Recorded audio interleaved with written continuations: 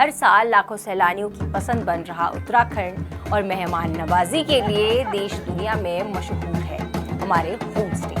Home stay यानी उत्तराखंड की संस्कृति, परंपरा, स्वाद और अतिथि सत्कार का कंप्लीट पैकेज।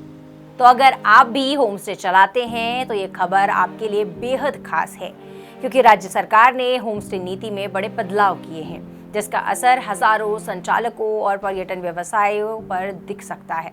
होम स्टे नीति को उत्तराखंड के लोगों के अनुकूल बनाया गया है।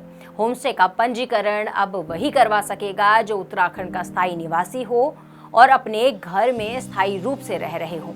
कमर्शियल प्रॉपर्टी, गैर निवासियों के ओनरशिप वाली प्रॉपर्टी या फिर केयरटेकर्स द्वारा संचालित संपत्तियों को अब होम स्टे के रूप में पंजीकृत नहीं किया जा सकेगा, बल्कि उनको बीएनबी कंसिडर किया जाएगा। नए नियमों के अनुसार अब होम स्टे में कमरों की अधिकतम संख्या बढ़ाकर 8 कर दी गई है, जो पहले की सीमा 6 कमरों की थी। तो वहीं बेड्स की संख्या पर भी सीमा तय कर दी गई है और किसी भी होम स्टे में 24 से ज्यादा बेड नहीं रखे जा सकेंगे। बीएनबी इकाइयों के लिए भी कमरों और बेड्स का मानक वही रहेगा जो होम स्टे के लिए तय किया गया है। लेकिन यदि कोई बीएनबी इकाई किसी आवासीय सोसाइटी यानी कि रेजिडेंशियल सोसाइटी में संचालित की जा रही है, तो उसे संबंधित सोसाइटी से अनापत्ति प्रमाण पत्र यानी कि एनओसी लेना अनिवार्य कर दिया गया है। अब बात करते हैं उन सुविधाओं की जो होम स्टे संचालकों को मिलती रहेंगी। सरकार ने साफ किया है कि पंजीकृत होम स्टे इकाइयों को पूरी तरीके से अव्यावसायिक श्रेणी में माना जाएगा। इसका मतलब ये है कि उनसे पानी, बिजली और हाउस टैक्स जैसे शुल्क घरेलू दरों पर ही लिए जाएंगे। हालांकि बीएनबी इकाइयों को यह लाभ नहीं मिलेगा, लेकिन पर्यटन विभाग अपनी वेबसाइट के जरिए पंजीकृत बीएनबी इकाइयों का प्रचार प्रसार करेगा, जिससे उन्हें पर्यटक मिलने में मदद मिल सके। इसी के साथ पंजीकरण प्रक्रिया में भी बदलाव किया गया है। अब होमस्टे का पंजीकरण 5 वर्षों तक वैध रहेगा और सबसे खास बात यह है कि 5 साल पूरे होने के बाद संचालकों को दोबारा सरकारी दफ्तरों के चक्कर नहीं काटने पड़ेंगे। निर्धारित शुल्क ऑनलाइन जमा करते ही पंजीकरण ऑटो रिन्यू हो जाएगा।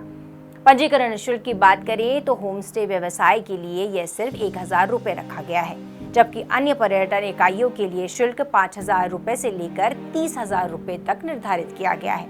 लेकिन सरकार ने नियम तोड़ने वालों के लिए सख्त प्रावधान भी किए हैं। यदि कोई व्यक्ति बिना पंजीकरण के होम स्टे या पर्यटन इकाई संचालित करता है या नियमों का उल्लंघन करता है, तो उस पर 10,000 रुपये से लेकर 1 लाख रुपए तक का जुर्माना लगाया जा सकता है। इतना ही नहीं, यदि उल्लंघन जारी रहता है तो 1000 रुपये प्रतिदिन के हिसाब से अतिरिक्त जुर्माना भी देना होगा।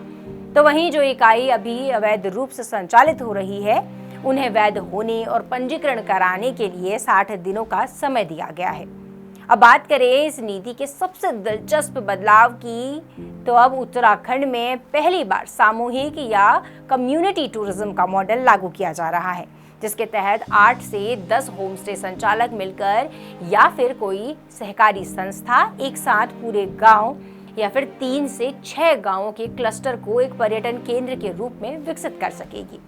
इसका फायदा ये होगा कि पर्यटकों को सिर्फ रहने की जगह ही नहीं मिलेगी, बल्कि स्थानीय संस्कृति, पारंपरिक खान पान, लोक कला, लोक संगीत और गांव की असली जीवन शैली का अनुभव भी मिलेगा।